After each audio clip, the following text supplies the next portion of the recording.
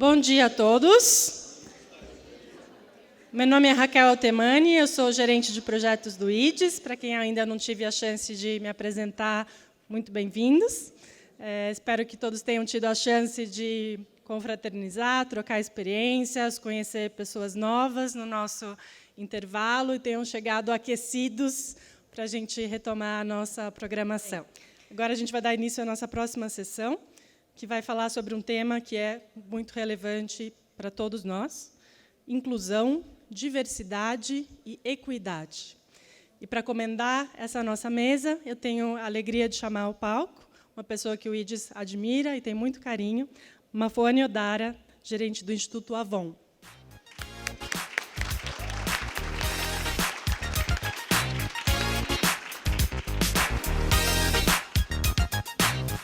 Nossa, que chique essa trilha, adorei. Começamos bem já. Bom, gente, queria agradecer a Raquel, o IDES, por esse convite, com essa mesa de pessoas incríveis.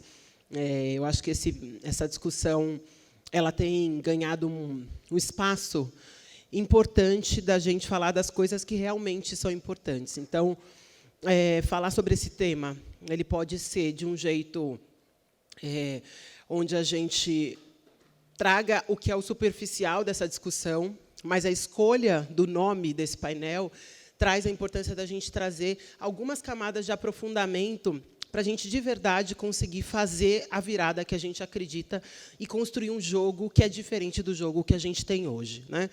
E aí, eu queria convidar, então, aqui os nossos convidados e as nossas convidadas para fazer esse debate. Então, eu queria começar pelo Marcos Panassol, que é sócio e líder de capital humano da PwC. Queria chamar a Maíra. Vem cá, meu amor. Maíra é a nossa diretora do Think Olga. Queria chamar a Flávia Regina, que é sócia da Matos Filhos Advogados. E a Mariana Almeida, que é a superintendente da Fundação Tid Setúbal. Vem cá. Bom, gente, o que a gente pensou? A gente dividiu, e a escolha dos painelistas foram para a gente pegar diferentes camadas e diferentes dimensões do debate sobre inclusão, diversidade e equidade. Tá?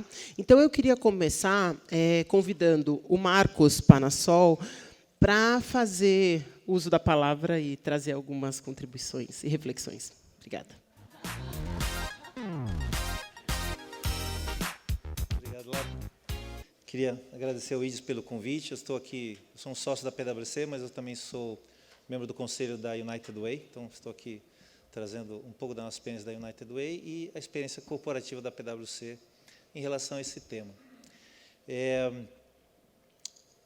Diversidade não é um fato, não é um evento, né? É uma jornada. Né? Uma jornada que a gente vem trilhando, um processo de aprendizado importante, né? E como tudo nesse mundo, tem que ser um processo agora rápido, né? Ele tem que acontecer de uma maneira rápida, porque as pessoas estão aí e a gente precisa cumprir o nosso papel como sociedade, como empresa. A PwC é uma organização de 160 anos, só no Brasil 105 anos, são 150 países e 270 mil pessoas. É só isso que eu vou falar da PwC, mas eu estou falando isso pelo... Naturalmente, nós somos uma organização diversa, né? Com 150 países, nós operamos em todos os países, com todas as estruturas políticas, estruturas religiosas, culturas mais novas, mais antigas, milenares, né? Como China e assim por diante. Então, o tema da diversidade ele faz parte da nossa vida no dia a dia. É lógico que cada país, né? Cada empresa PwC que opera em cada país tem que lidar com os temas de diversidade no seu país. E com a gente não é diferente, né? Nós estamos aqui no Brasil há mais de 100 anos e estamos trabalhando nesse tema. A gente enxerga diversidade desde do conjunto dos nossos valores, né? E logo em seguida dentro da nossa estratégia. Aí muita gente diz, bom, mas muita empresa tem valor, estratégia e não vive os valores e não realiza a estratégia. É verdade, mas se sequer não estiver lá, aí as chances de se realizar são menores ainda. Então, a gente tem nos nossos valores, tem na nossa estratégia.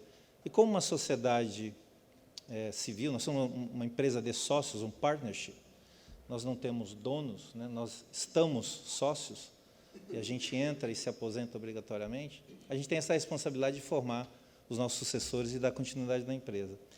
E nós temos a capacidade de tomar todas as nossas decisões. Então, nós não temos acionista para culpar ou board que não me apoia nessa área. Nós, sócios, nos reunimos e decidimos o que é, como é que é a nossa visão e como é que a gente vai direcionar a organização por esse caminho.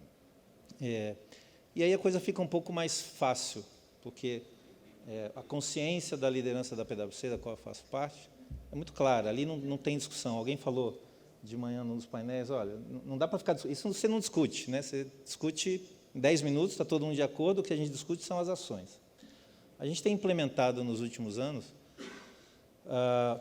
está operando já comunidades de prática. Então, o nosso foco é diversidade de gênero, né? Raça, pessoas com deficiência,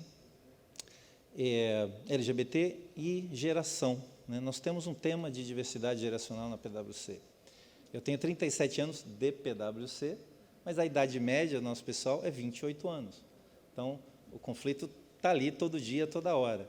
E não é só nessa parte da pirâmide, né? A gente também tem essa preocupação de que profissionais do nosso ramo de atividade que perdem o emprego depois de 50 e poucos anos, têm muita dificuldade de se recolocar.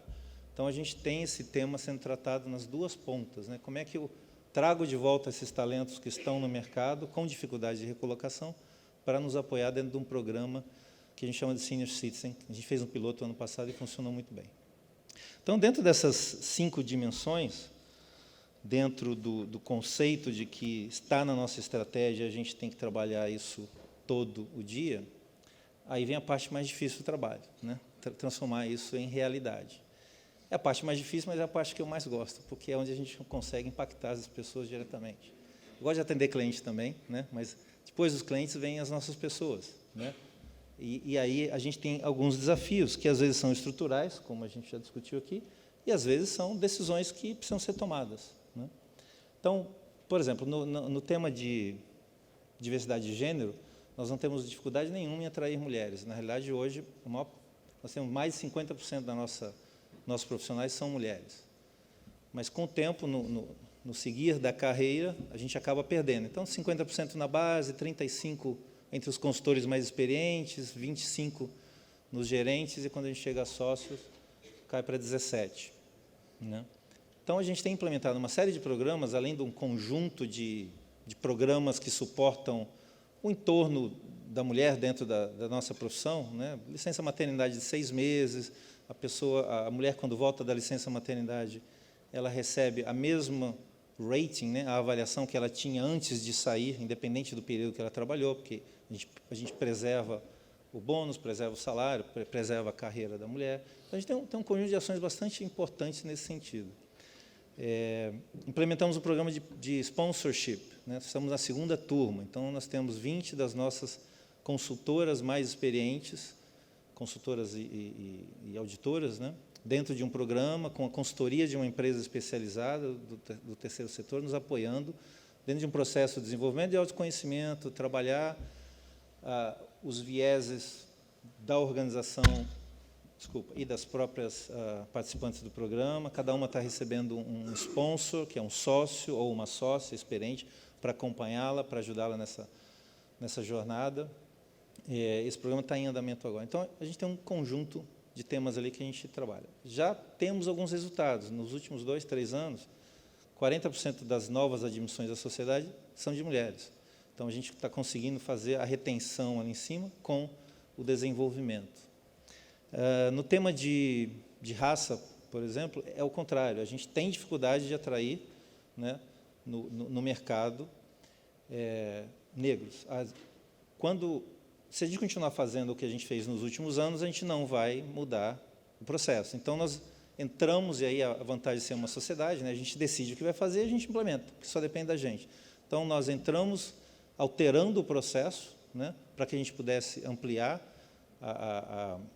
nossa área de atuação e poder atrair. Fizemos um convênio com o Zumbi dos Palmares, estamos atraindo, estamos trabalhando com os negros também de uma forma diferenciada, para que a gente possa também ampliar a participação da nossa população e garantir o desenvolvimento. E uma coisa que eu queria dizer, toda vez que a gente fala na PwC em diversidade, né, a gente fala de diversidade com inclusão. A melhor forma de incluir pessoas na nossa estrutura é dar a essas pessoas a mesma oportunidade que eu tive há 37 anos, ou seja, entrar como um trainee e poder subir na estrutura e ser um sócio, ser um diretor da organização. Então, todo esse trabalho tem esse objetivo. Pessoas com deficiência, mesma coisa, né? Dificuldade de atrair, mudamos os nossos processos nos últimos 3 anos, a gente contrata, em média, 400 novos trainees por ano. Nos últimos 3 anos, 10% desses trainees são pessoas com deficiência. Antes disso, era 2% ou 3%, e honestamente, era por acaso, né? Não era direcionado e não fazia parte do processo. Agora faz parte do processo. A gente recebeu até um prêmio da Secretaria de Direitos Humanos de São Paulo, que o prêmio é importante, mas o mais importante é porque ele valida o que está sendo feito, né? E nos incentiva a continuar fazendo. A gente, dentro da nossa estratégia, né, nós colocamos, em termos de pessoas com deficiência e negros, metas dentro do processo de contratação, envolvendo também os nossos fornecedores. Então, as empresas que nos apoiam no processo de contratação, eles têm a obrigação de nos apresentar. No volume, quando são trainees, que são 400 por ano, existem metas que eles têm que nos ajudar a atingir para colocar no processo de contratação. Quando é a contratação de profissionais mais experientes, quando a gente usa consultores, né, os headhunters, a cada 5 profissionais que são os candidatos do fim, tem que ter pelo menos 2 mulheres. Então, a gente está trazendo os nossos fornecedores para esse processo também. É um pouco mais difícil, leva um pouco mais de tempo, mas a gente está conseguindo a parceria das empresas. Eu queria falar de mais algumas coisas que a gente tem feito. Na questão dos deficientes, o tempo já acabou. No tema dos deficientes, a gente tomou um cuidado muito, muito importante, né?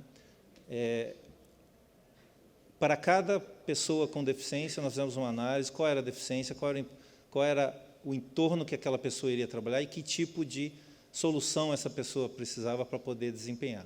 Então, nós temos um conjunto de cegos que trabalham numa área, nós contratamos uma professora de Libras que treinou os gestores desses surdos, né? Tem uma professora de Libras que treinou os gestores, né, para que eles tivessem um mínimo de conhecimento para poder se comunicar. Eles têm curso de inglês, curso de português, então a gente faz de tudo para construir o ambiente, não somente pegar a pessoa e colocar lá dentro, mas construir um ambiente que ela possa se desenvolver. No caso dos cegos, a gente tem comprado alguns equipamentos, que é uma câmera que se coloca, ela lê o material e ajuda, scanners e assim por diante. Então, o objetivo é não apenas trazer a pessoa, mas integrá-la de fato dentro da organização e fazendo obra em escritório, o que for preciso, trazendo tecnologia e assim por diante. O tempo acabou, eu só vou concluir dizendo o seguinte, é uma questão de escolha, né? Eu acredito muito nisso, é uma questão de prioridade. A gente, como empresa, definiu que essas são as nossas escolhas, essas são as nossas prioridades, e nós vamos investir tempo e recurso e um processo de sensibilização da organização para que a gente possa, de fato, incluir e ser uma empresa inclusiva na sua totalidade. Obrigado.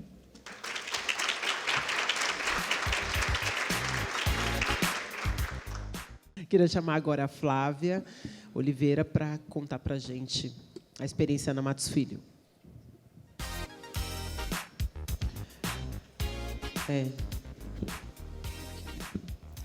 Tá certo? Tá. Bom, gente, bom dia. Queria agradecer o convite do IDES para estar aqui falando para vocês um pouquinho aí da experiência do Matos Filho no tema da diversidade.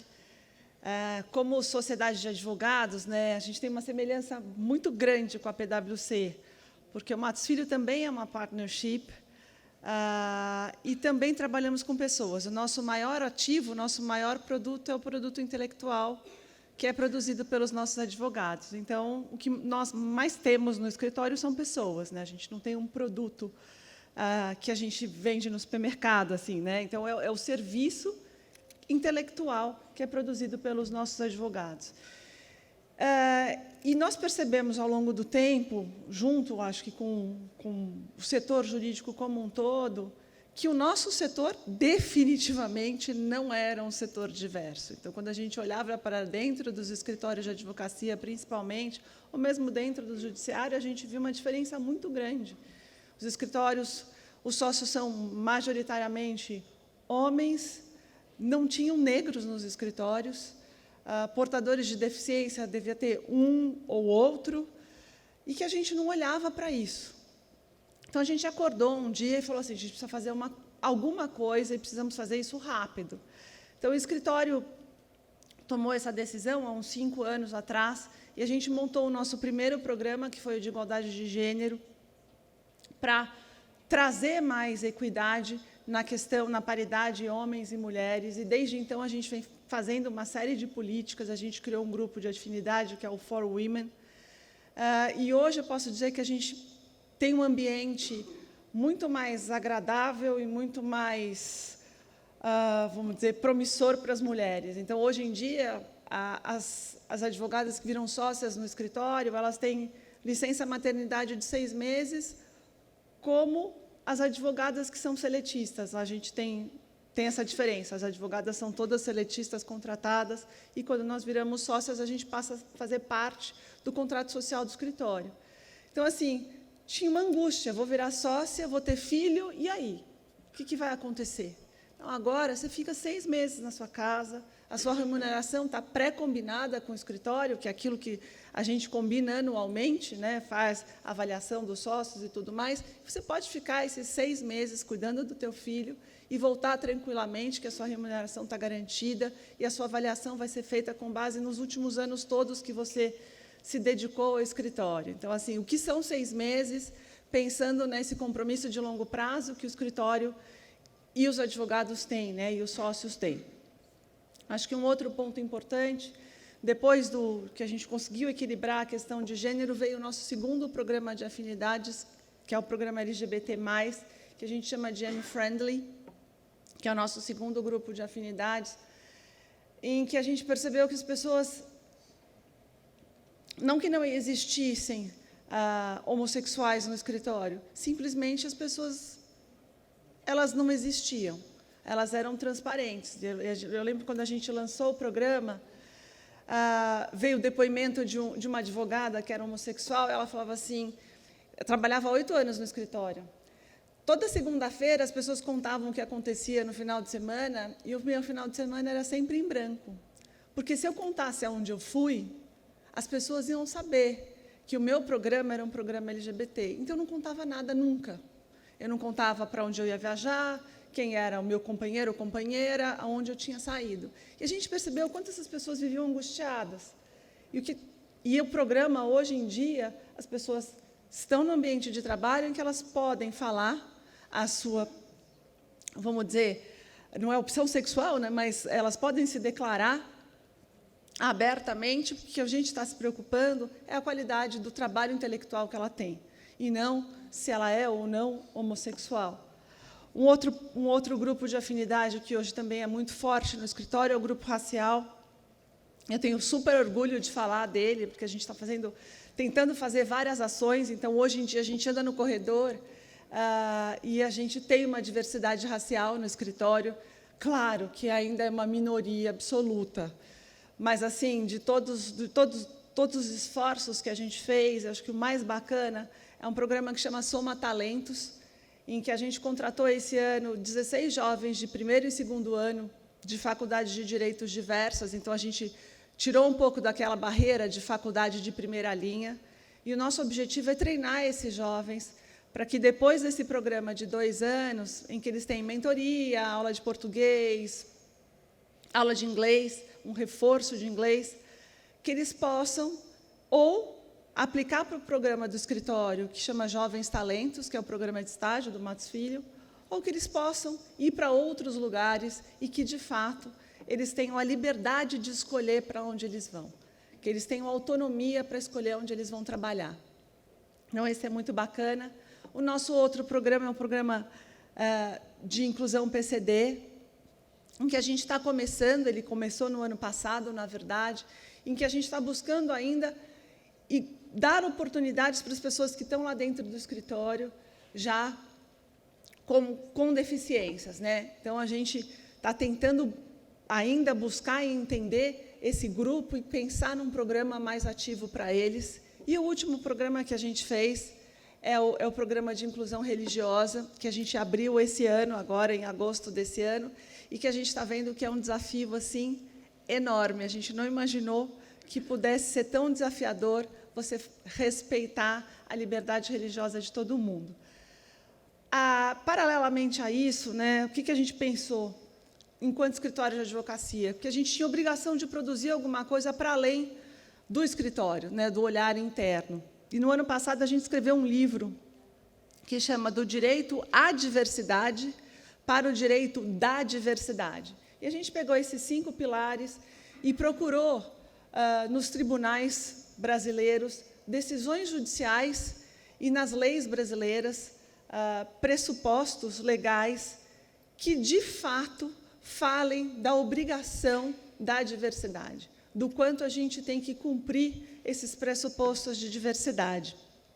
Então, foi muito bacana que a gente encontrou a decisão do TST, que é o Tribunal Superior do Trabalho, no sentido de igualdade salarial. Então, era uma ação de uma mulher pleiteando igualdade salarial, então a gente achou uma decisão nesse sentido. A gente achou uma decisão, uma DIN no STF, para falar da obrigação de uma educação inclusiva para os portadores de deficiência. A gente achou a DIN 41, que fala, no voto do Barroso, que é lindíssimo, né, do ministro Barroso, falando que sim, que no Brasil existe um racismo estrutural e isso não é aceitável.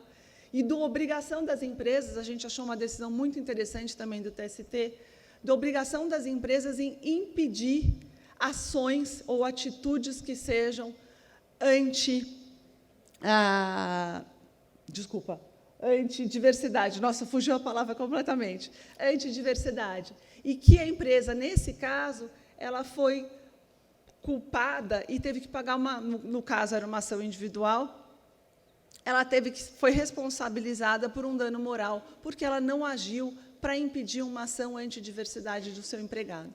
Então, de fato, a gente tem, sim, um direito da diversidade e a gente vai advogar por ele enquanto advogados que somos. E a gente faz isso também no nosso programa Pro Bono, em outras ações do escritório. Meu tempo já acabou, a moça já passou com a coisa aqui, então eu não posso falar mais nada. Obrigada, gente.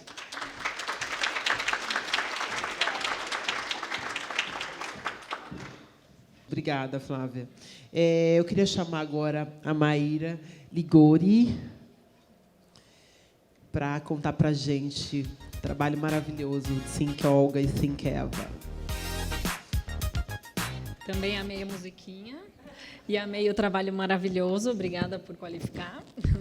Bem, muito prazer. Eu sou Maíra Ligori. Estou aqui representando a ONG Think Olga e também a organização irmã, que é a Think Eva. São 2 organizações irmãs que têm a mesma missão e o mesmo objetivo, que é colocar a comunicação e a inovação e a tecnologia a serviço dos direitos das mulheres. Cada uma tem uma estratégia diferente, eu vou explicar um pouco para vocês. A Olga atua junto à sociedade civil, fazendo ações de comunicação, desenvolvendo ferramentas, instrumentalizando agentes de mudança, para que a gente possa avançar na pauta das mulheres e todas as suas intersecções, né? Porque ser mulher nos une, mas não nos resume. A Think Eva tem a mesma missão, mas faz isso com outras estratégias e para o setor privado. Então, a gente atua junto às empresas, às organizações, a governos, muitas vezes, com esse mesmo objetivo. Eu vou contar para vocês, rapidamente, um case, né, que explica o funcionamento das 2 e as mudanças que a gente consegue atingir. A Think Olga existe desde 2013, a Think Eva desde 2015, e uma das pautas mais relevantes na nossa trajetória é o combate ao assédio sexual em locais públicos. Em 2013, a Think Olga lançou a campanha Chega de Fio-Fio, que pautou o debate sobre essa questão. O que era assédio e era visto como uma coisa normal, era visto como parte da vida das mulheres, de repente passou a ser entendido, por conta da comunicação e de um diálogo com um tom conciliador e didático, sem ser professoral, a gente conseguiu pautar uma conversa pública sobre o que é assédio sexual em locais públicos. Foi um projeto que dura até hoje. Então, ele começou com uma ação de conteúdo nos nossos próprios canais. A gente conseguiu impactar a mídia tradicional e a grande mídia para sensibilizar sobre esses assuntos, e eles passaram a olhar para isso de um novo jeito.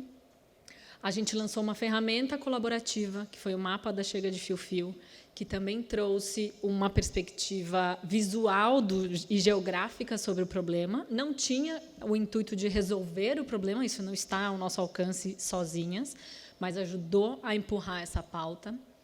A gente fez um material para a Defensoria Pública do Estado de São Paulo, que também ajudou a levar essa conversa para dentro da esfera pública, de um jeito muito incisivo, por assim dizer. E a gente fez um documentário que foi lançado ano passado, que já percorreu vários festivais, já está presente em 11 ou 12 países, Coreia do Sul, inclusive. Feito de forma colaborativa, com financiamento coletivo, enfim, com recursos da comunidade que a própria Finca-Olga reuniu em torno desse debate. Agora, a gente tem aprovada recentemente a Lei de Importunação Sexual, que aborda essa questão do ponto de vista legislativo. Não dá para dizer que fomos nós que fizemos essa lei acontecer, mas a gente tem convicção de que, sem esse debate com a sociedade que a Olga fomentou por tantos anos, isso não seria possível, né? Então, é uma contribuição aí que a gente entende como sendo dessa campanha da Chega de Fio-Fio. E esse aprendizado e todo esse conteúdo, e isso tudo que a gente aprendeu com a campanha, ficou dentro de casa, e a gente pôde ofertar isso para as empresas e para as organizações. E um dos trabalhos que a gente fez, que resume a atuação da Finqueva, é um trabalho que a gente fez com o Magazine Luiza, no ano passado, em que a gente fez um amplo trabalho de sensibilização e educação sobre assédio sexual e moral, dentro do Magalu.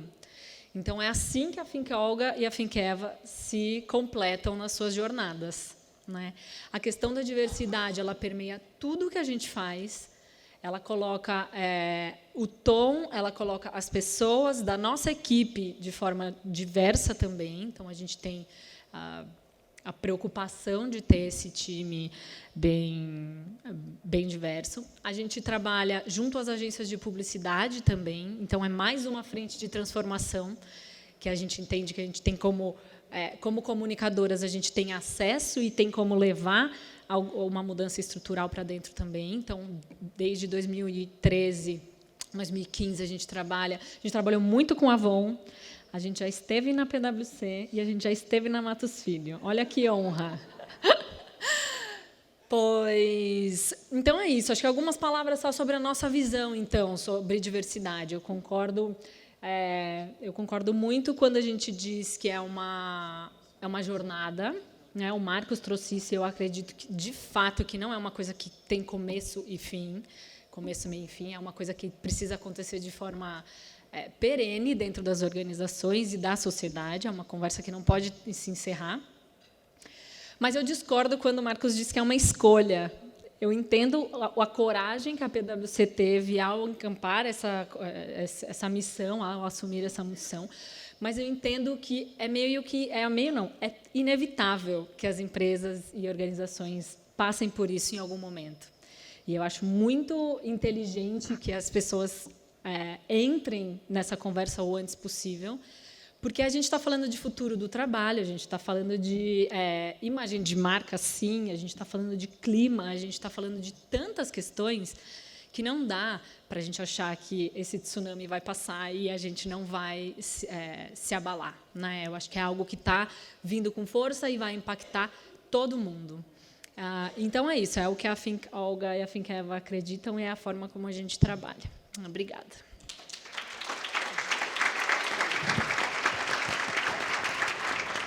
Muito bom. Obrigada, Maíra. Agora eu queria chamar a Mariana Almeida para fazer suas reflexões. Obrigada, Mafone. Olá a todos e todas. Bom, o ruim foi que a Maíra cumpriu o horário, então agora eu estou... Realmente todo mundo foi entrando, então agora eu estou em triplo pânico, tá? Porque eu tenho a obrigação de cumprir também o horário. Só que aí, mais para acrescentar o meu pânico, ainda me pediram para vim falar de um dos assuntos que mais tem mexido tanto pessoalmente comigo quanto acho que com o cotidiano da Fundação Tite Setúbal. Eu vou falar um pouquinho.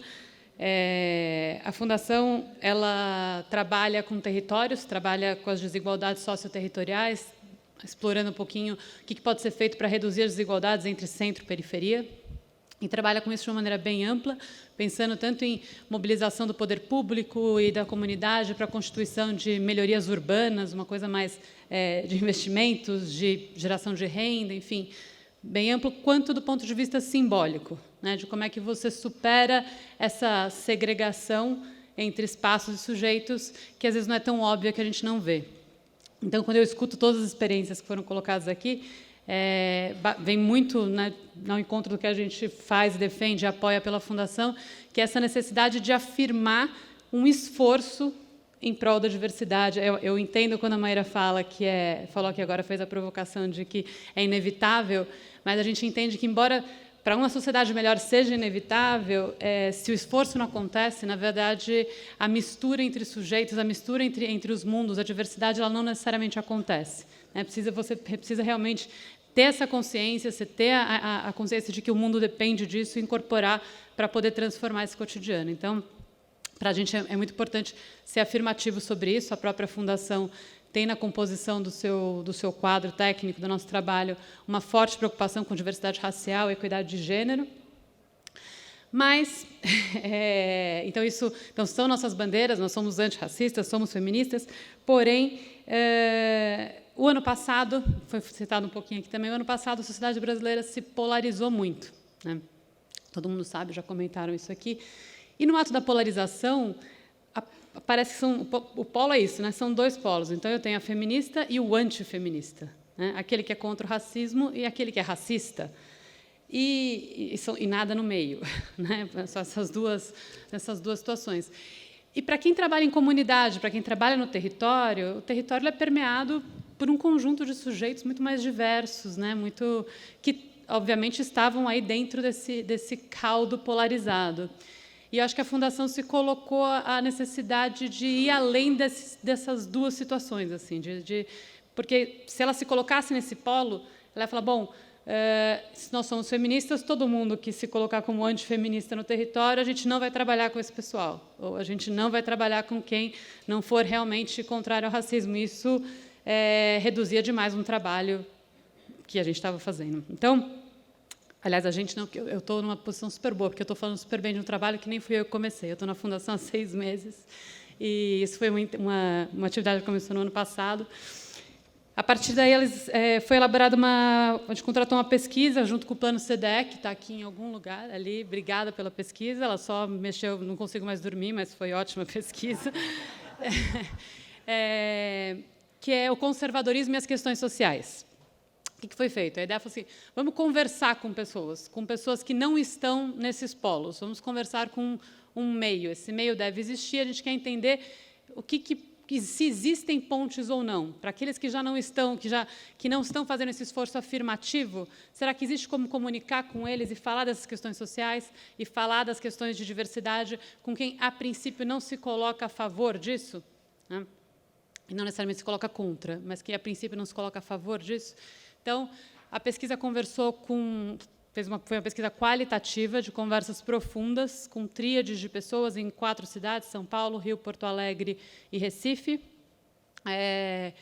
Uma metodologia que captou pessoas de renda média, e no Brasil, quando você fala renda média, na verdade, você está falando de gente de uma renda baixa, né, porque você é entre 400 e alguma coisa, quase R$500 e R$1.500 de renda familiar. E foi feito um questionário com 10 frases conservadoras, digamos assim, mais fortes, contrárias a questões mais feministas, de diversidade, racistas. E se a pessoa concordasse com muito poucas frases, ela não entrava na pesquisa, mas se ela concordasse com muitas, ela também não entrava, para pegar justamente o meio, que a gente chamou aí lá pelas tantas de conservadorismo moderado. E foi feita a pesquisa. E aí tem, a gente fez depois também um folderzinho da pesquisa, depois quem quiser eu tenho alguns ali para divulgar. E a gente não, acho que os pesquisadores foram a campo e eles não encontraram pessoas racistas. Eles não encontraram pessoas totalmente contrárias aos direitos das mulheres. Eles encontraram pessoas que declararam muito sentimento de abandono, gente querendo conversar, que a ideia de sentar por 4 horas com pesquisadores e ouvir o que estava pensando era uma ideia que eles queriam falar. Então, os pesquisadores falaram assim, a gente achou até que ia demorar para chegar lá, eles não iam querer falar. Eles chegavam falando daquele clima polarizado. A pesquisa aconteceu em março desse ano. Então, pós o período eleitoral, um pouquinho já na baixa daquele ambiente, mas ainda nesse clima muito polarizado. E as pessoas, claro, se colocavam, então, como eu falei, como era uma renda, a gente que não tem uma renda muito alta, então, falando assim, olha, a gente está acuado, sem conseguir conversar, a gente se sente abandonado, a gente não gosta da violência contra a mulher, não gosta da violência contra o LGBT, não gosta da violência contra os negros, mas a gente realmente acha que não existe isso estruturalmente, não existe racismo estrutural. Existem pessoas racistas, né? Existem pessoas que têm preconceito contra a mulher, mas não é uma coisa estrutural. E quem vem trabalhar com isso, quem quer impor a diversidade, é muito arrogante, vem falar para a gente que eu não sei de nada, então eu não consigo dialogar. Então, tinha uma forte demonstração de uma dificuldade de pegar um sentimento que ele até demonstrava de solidariedade com o outro, mas que, na compreensão dele, essa solidariedade não é uma questão estrutural. E aí, por que isso dá um nó na gente? Porque a gente realmente acredita que tem que ser afirmativo, que existe o racismo estrutural, que existe um problema. Então, como fazer para incluir essas pessoas, comunicar com elas, sem abrir mão de coisas que a gente demorou tanto tempo para conseguir falar e construir? Né? Então, essa é o grande X da questão que a pesquisa nos trouxe, e que acho que compartilho aqui com vocês para continuarmos, eu acho, tanto na linha de desenvolver alternativas para ampliar a diversidade dos nossos lugares de atuação na sociedade como um todo, mas também de criar algumas estratégias de comunicação. Olha lá a moça que mostrou que eu estou pior que a Maíra.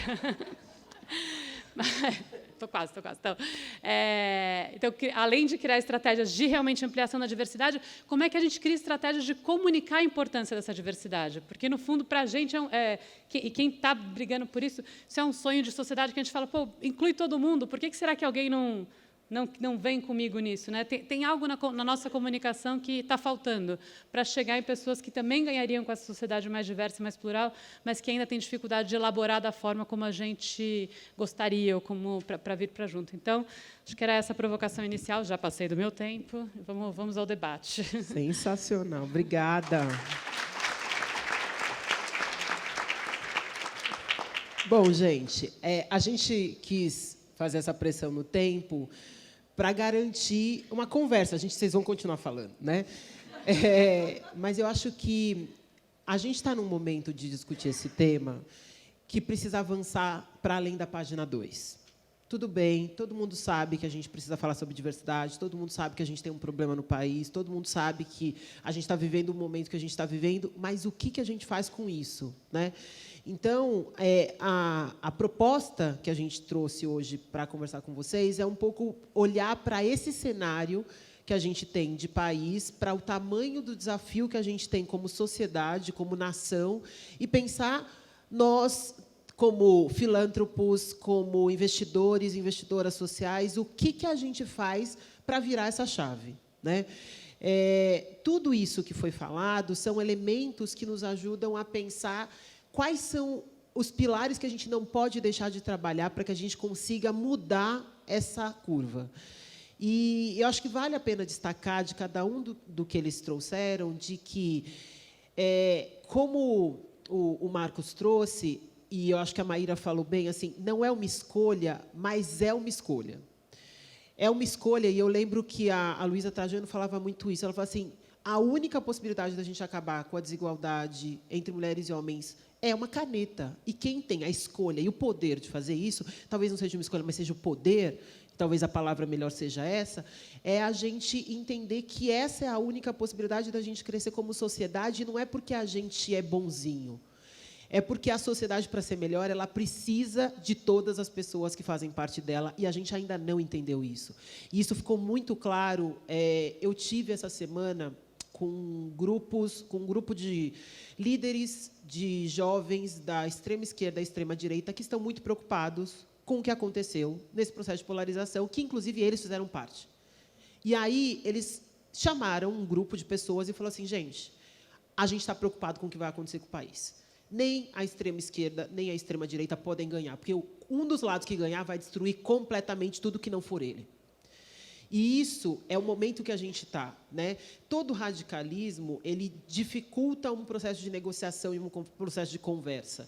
E eu acho que a Mariana, quando traz a pesquisa, e essa pesquisa, para mim, eu já li 5 vezes, e cada vez que eu leio, é um tapa na cara, é lição de casa de quem trabalha com direitos humanos, porque ela trouxe elementos de verdade que ajudam a gente a conversar com só 55% da população, que a gente nem sabe, que nem sabia que existia, e crescendo, né? Porque o conservadorismo no país está crescendo e o principal tema é a segurança. Então, tem uma questão aí importante para a gente olhar. Por outro lado, a Maíra trouxe um ponto importante, e eu acho que a Mari reforçou, que é como é que a comunicação é feita, né?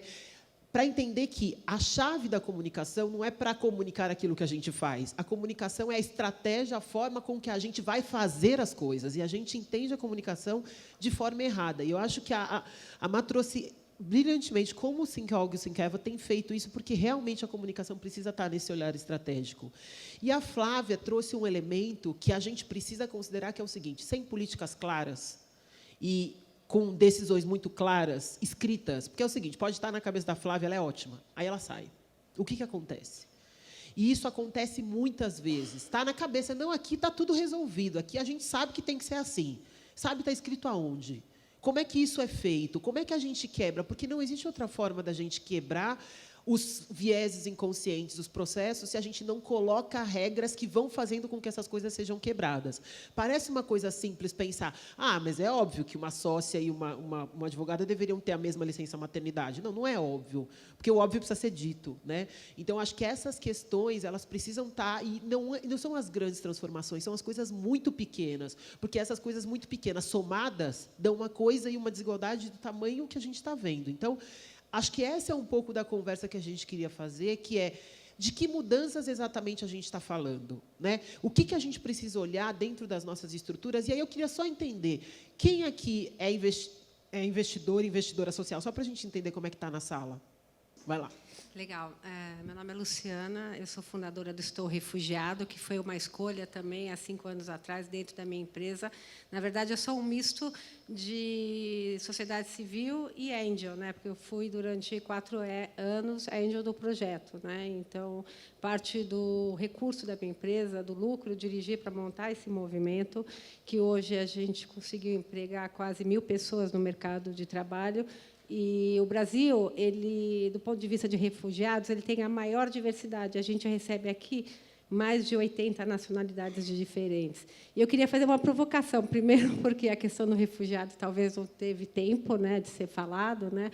A gente faz um trabalho de advocacy muito forte nas empresas, roadshow mesmo, contando histórias, e, através das histórias, como você mesmo falou, a gente tem conseguido tocar o coração das pessoas e empregá-las. A gente tem um totem interativo que é muito legal, que conta 300 histórias e entrega currículos, né, para inseri-los no mercado de trabalho. Então, talvez uma pergunta que você poderia mediar sobre essa questão do refugiado, que é tão importante, que chega aqui, muitas vezes, a maioria, e quase na totalidade, né, sem um diploma, ou tem a questão da validação do diploma. Outro dia, a gente recebeu um casal de médicos incrível, e eles não poderiam... Ele chegou chorando no nosso office, falando, olha, eu posso limpar qualquer coisa, eu preciso de um recurso qualquer para não passar fome. A gente fez um trabalho, a gente conseguiu colocá-los num laboratório, num trabalho técnico, não como médico, e o entorno ajuda. Como é que vocês veem isso? Muito bom. Obrigada. Luciana? Luciana. Luciana. Quem mais? Ali. Ali do outro lado. Isso.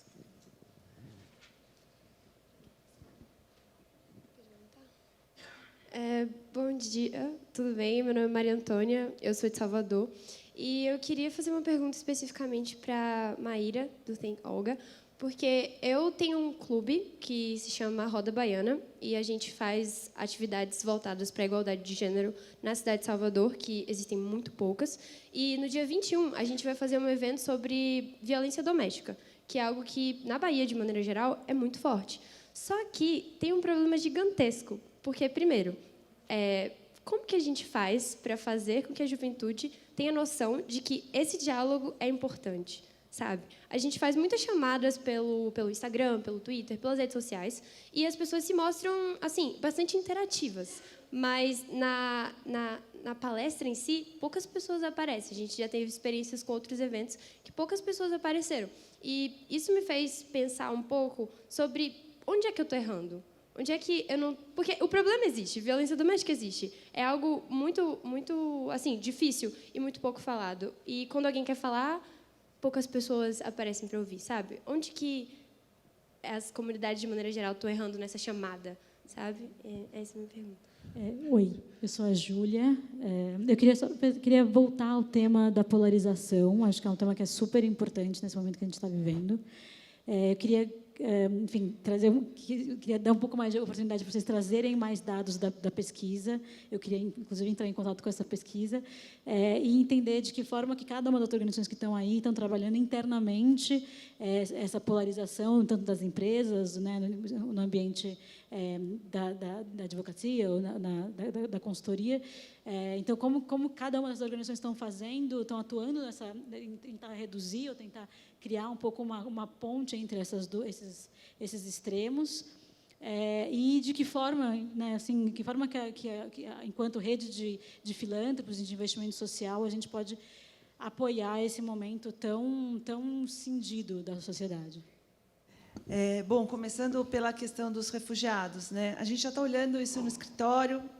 Não é um tema fácil, né? Exatamente porque no ambiente jurídico você precisa de validação de diploma, tal. Então a inclusão acaba não indo para a área técnica diretamente, mas para a área que dá suporte para o escritório, né?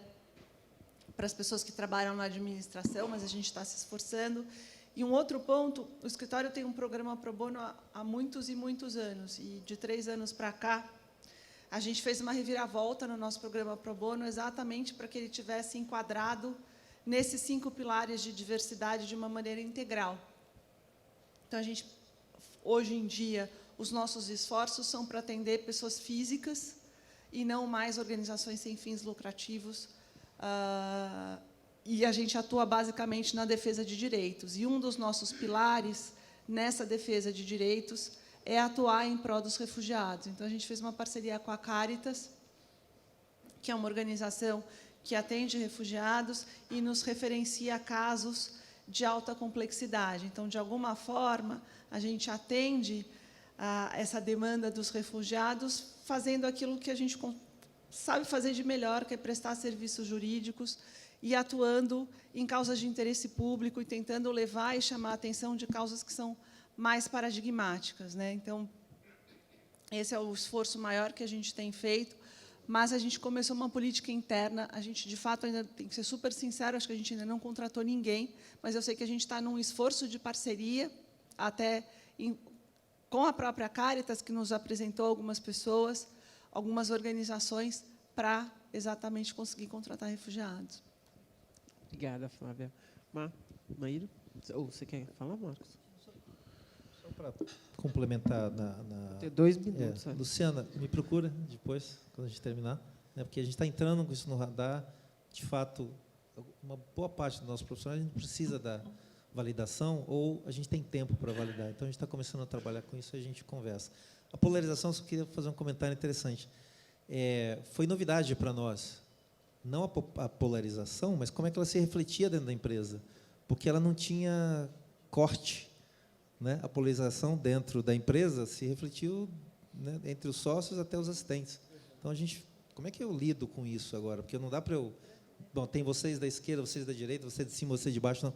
Estava polarizado em todo o tema. Aí a gente buscou nossos valores, nossos códigos de ética, todo o conceito de diversidade. Olha, isso também é um tema de diversidade. Todo mundo tem que respeitar todo mundo, né? Cada um com a sua opinião. E aí teve uma série de conversas, educação, rede social e tudo mais, para que as pessoas também, nas redes sociais, se lembrassem que estão representando a organização. E essa organização não tolera... não tolera... Fugiu a palavra agora. Discriminação? Discriminação e a intolerância, né? Não tolera a intolerância. Então, a gente conversou bastante, conversou muito com as pessoas e tal. Felizmente, a coisa foi bem, né? Mas isso precisa ser discutido mesmo, porque tem uma rachadura, tem uma ferida complexa aí. Bom, vou acho que responder a sua pergunta. Desculpa, seu nome mesmo? Maria Antônia. Primeiro a sua, e aí eu já falo um pouco da polarização também, mas... primeiro, parabéns pela sua iniciativa. Eu sei que não é fácil. E sobre as pessoas não aparecerem, eu acho que a gente lida, muitas vezes, com temas que são muito tabus, muito escondidos pelas famílias, pelo verniz social. E é natural que as pessoas se retraiam um pouco ou que se recusem a entrar em debates mais profundos sobre isso, né? A gente, na Finca Olga, quando a gente fala de assédio sexual, a gente até às vezes brinca que é uma conversa meio cavalo de Troia, assim, porque a gente vai falar, é o fio-fio, hein? Mas, na verdade, a gente está falando de uma coisa mais ampla, que é a cultura do estupro, e que se manifesta em milhares de frentes, entre elas o assédio sexual. Então, eu vejo muito a nossa forma de trabalhar, ela tem um jeito próprio de embalar os temas, de um jeito que a gente consiga dar uma hackeada no status quo e tocar as pessoas verdadeiramente, né? Então, acho que tem uma questão de encontrar onde é que está a humanidade e o que está conectando todas as pessoas em relação a esse tema, de um jeito que elas tenham vontade de elas falarem sobre isso, não de elas ouvirem alguém falar só.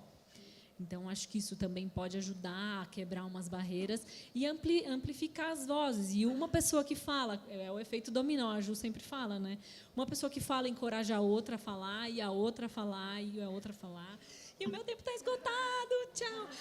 Eu só queria amarrar isso com a questão da polarização muito rapidamente, que eu entendo que o debate está polarizado muito mais do que as pessoas estão polarizadas.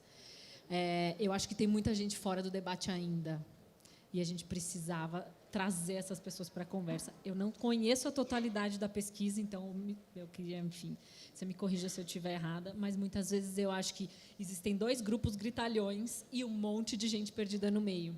E o nosso olhar como organização, como sociedade civil, como defensores dos direitos humanos, está em acessar essas pessoas com didatismo, com paciência, com afetuosidade na comunicação, né? Eu acho que isso seria o mais eficiente nesse sentido. E meu tempo acabou. Bem rapidinho eu vou entrar no químico, mas só para falar dos refugiados, o que é legal de trabalhar nos territórios é que os temas todos sempre aparecem, né? Então, a gente atua num bairro, no São Miguel Paulista, aqui de São Paulo, e aí tem um grupo de refugiados, de migrantes haitianos que atuam lá, e que foi interessante o processo. A gente tem agora tem umas aulas de português dentro do Galpão, que é um espaço que a gente faz a gestão lá, junto com a comunidade. E foi quem primeiro percebeu a necessidade de trabalhar mais junto a esses haitianos foi uma agente comunitária de saúde, porque a grande dificuldade dos haitianos era comunicar problemas de saúde, né? Como a questão da língua, do idioma, ali se manifestando dentro da UBS, que fica ali perto. Só um comentário rápido sobre... E aí, enfim, da pesquisa. Maíra, eu acho que o que a pesquisa tentou fazer foi justamente conversar com essas pessoas que não estão no debate. Aquela pessoa que está cansada, falando que quando você chega perto para conversar, eu não quero conversar. Você é feminista, não fala comigo, não vem falar disso. É justamente tentar dar um espaço desarmado para essa pessoa falar, né? Para essa pessoa poder dizer o que é que ela, para a gente tentar entender um pouquinho mais a fundo o que a colocou naquele lugar, né? De onde vem todo esse cansaço. E aí o rico da pesquisa é que são vários relatos e vários quotes, várias citações mesmo de falas dos diferentes pontos de vista. Está super esgotado. São de diferentes pontos de vista, e acho que isso vem então da própria fala das pessoas. Então, é isso, é gostoso você ler, na verdade, você fica um pouco... Né, dá um pouco de otimismo ainda. Dá um otimismo, mas, além disso, também você fica...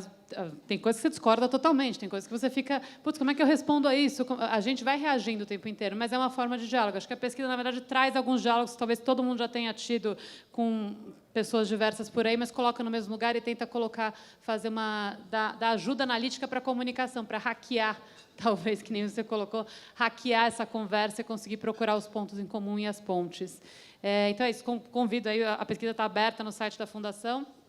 Quem quiser olhar, acho que a gente tem feito vários debates também, tem apoiado debates. Então, a Mafone já esteve na primeira mesa que a gente fez sobre a pesquisa, mas a gente já fez debate no Rio de Janeiro, vai fazer em Brasília, fez no Tapera-Taperá, aqui de São Paulo, na semana passada. Então, tem muita gente procurando para fazer nos seus espaços, a gente vai junto para quem quiser. Então, chega, né? Pronto, parei, desculpa.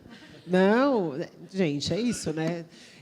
O debate era isso, era a gente sair da página 2. E isso exige um pouco do nosso esforço. A gente não quer que as pessoas saiam daqui confortáveis, mas que a gente possa pensar dentro das nossas atuações o que a gente pode, de verdade, fazer para mudar esse quadro. Então, a gente precisa encerrar. Eu queria agradecer a permanência, a participação, agradecer as nossas painelistas, nosso painelista e o nosso debate. E a gente segue fazendo essas construções complementares. Obrigada, gente.